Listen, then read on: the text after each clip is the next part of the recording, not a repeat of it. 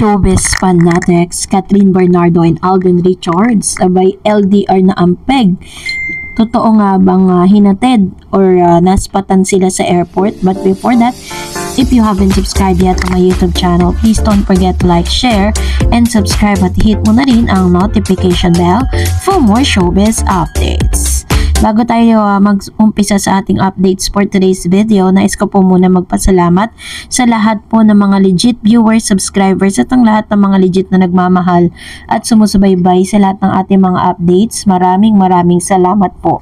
At ngayong araw, pag-usapan natin itong isa sa mga pinag-uusapan ngayon patungkol po sa Katden, kung saan sila po ay laman ng international news.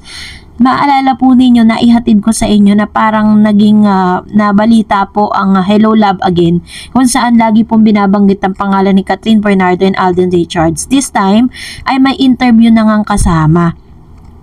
So in-interview po silang dalawa at tuwang-tuwa po yung mga manonood kasi talagang through the accent, no, na mga English accent nilang dalawa ay talagang kinatuwaan ng mga netizen. And makikita natin dito na talagang buong mundo na ang nakakaalam at talagang ito po'y inaabangan na ng napakaraming tao, no. Ito po'y isa sa mga katunayan talaga na phenomenal talaga itong si Catherine at si Alden Richards. Lalo na't ngayon kasi parang lahat ata ng mga pangyayari sila sa kanila sa Canada ay pinag-uusapan.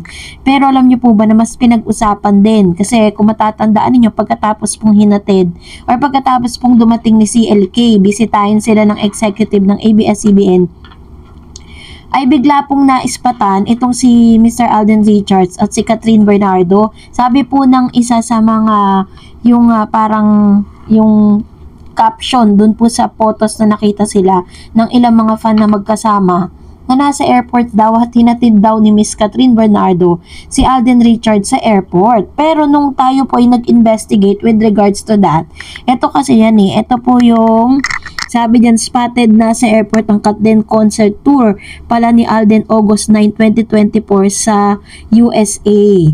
So yan po yung kanyang suot, parang talagang couple po silang dalawa lagi. Lagi silang parehas na mga damitan kasi talagang napaghahalata na isa lang talaga yung bahay na tinitira nila sa Canada.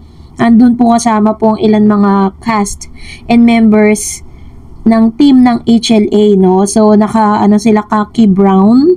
Yan, so magkasama sila diyan. Na-picturean po yan ng ilang mga fan doon po sa Canada. Pero base po sa aking research, parang iba po yung suot ni Mr. Alden Richards. Ayan, naka-black po siyang pants, tas naka-gray.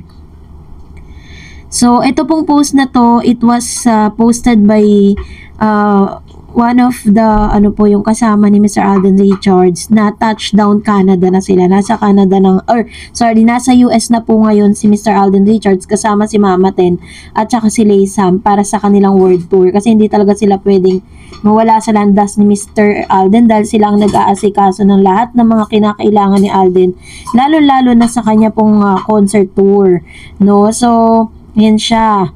So, nakita natin yan. So, totoo kaya talaga na may paghatid na naganap, Pero kung meron man o wala, ang importante is babalik naman si Alden Richards sa Canada this coming August 11.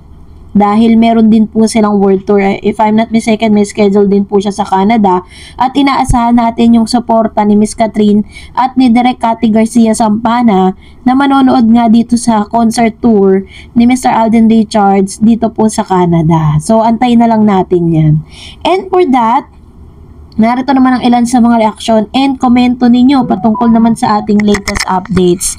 So, magbabasa tayo. Unahin natin, ito po yung mga comments po ninyo sa Facebook page. Sabi ni Ma'am Shimerlinda Paredes Rivera, manliligaw pa lang si Alden dahil sa dami ng manliligaw ni Kat, pipili pa yan ng magugustuhan at mapagkakatiwalaan kasi may lesson learned na siya sa nakaraang relasyon niya. Sabi ni Junay Lagmay, Kat din solid forever.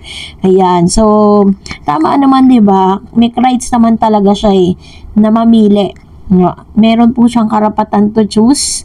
Pero as of this moment is parang nakikita naman talaga natin na meron talagang meron ng pakapupuntahan, di katulad ng sinasabi ng mga bashers. Kaya nga bashers Sabi ni Miss Rosalinda Espanol, hanap ka ng sarili mo, huwag kang mang-aagaw ng may-ari ng masama yan. Laging, Lagi ka nagpapapansin, nakikita naman sa camera, binuksan mo pa yung slit ng damit mong nagpa-picture kayo kasi katabi mo Alden, nakakahiya, very seductive ka, nabisto ka tuloy. Ang dami mo yung masamang intention sa kapwa, hindi nagtatagumpay. So ito po yung komento niya patungkol dun po sa gala night na naganap kung saan nga talagang nakapulupot po si Miss Sanya, ganun din si Alden kay Sanya Lopez. And sabi ni Miss Sadia Maghibo Kido, huwag ka nang makisawsaw Sanya dahil may cut din forever na, laki ng bunga mo yun. So, talagang ang dami po talagang, sabi ko naman sa inyo, wag niyo pong iba si Sanya kasi tinanggi na rin naman talaga niya na hindi talaga sila ni Alden. Sabi ni Miss Floralet Andevine, from what I am seeing, Alden is the new Rico yan of this generation. If I remember, Rico had two leading ladies whom she made projects with, alternately Claudine and Judy Ann. I am cut then fan, but that doesn't mean I should say bad things about Sanya. If she's only doing her job, I think sometimes he forgot that those celebrities need to play a role. So we as fans confuse the role to reality. It's okay to be fan for a love team, but we shouldn't become a toxic fan based just because you wanted two celebrities together in real life. This is really the most beautiful comment that I've received from our Facebook page. Tama naman siya, 'di ba? Na wag tayong maging toxic sa mga bagay-bagay, 'di ba? Sama siya na minsan hindi natin na-identify yung real sa real. Kaya nga dapat kailangan mas maging matalino at mas maging mapagmatsyag, 'di ba? Kasi marami nga talagang sobra talaga yung pambabash na ginawa kay Miss Sanya Lopez matapos nga maganap yung gala night na yan. Talagang sobrang dumami. Tsaka yung katulad ng mga dating mga fans ni Mr. Alden. Kung sino yung dumikit sa kanya, talagang ibabash ng todo. Ganon po katindi ang mga toxic bashers na yan. Kaya tama naman po dito, 'di ba? That we should it's okay to be fan of or love team, but we shouldn't become a toxic fan based dun sa mga napapanood at nakikita natin. Sabi ni Miss Julieta Ponce, Alden po, iwasan po muna ang mga babaeng naliling para maiwasan na maloko yung love mong sikat. Ganun ka din kay Kat. Iwasan mo na mga nakakasira sa inyong dalawa. Kahit na kanino pa, huwag kayong magpapadala. God bless. Ayan. So, ganito naman po yung komento niya patungkol kay Miss Catherine at Alden Richards. Sabi niya dito, dapat daw mas maging maingat kung itatranspose natin yung kanyang yung kanyang reaction patungkol sa bagay na ito is dapat mas maging careful sila kasi ang dami kasi kumbaga parang sila yung apple of the eye ngayon eh. Sabi nga parang sila na lang ang artista sa showbiz kasi silang talaga yung pinag-uusapan. Sabi ni Miss Illuminada Villaruel Umali, yes, then forever, Sanya, layuan mo na si Alden, please. Ayan. So, salamat po sa inyong mga komento. And that's it for today. For more videos and updates, please don't forget to like and subscribe. And please don't forget to follow my Facebook page, Dar Eds TV. God bless everyone!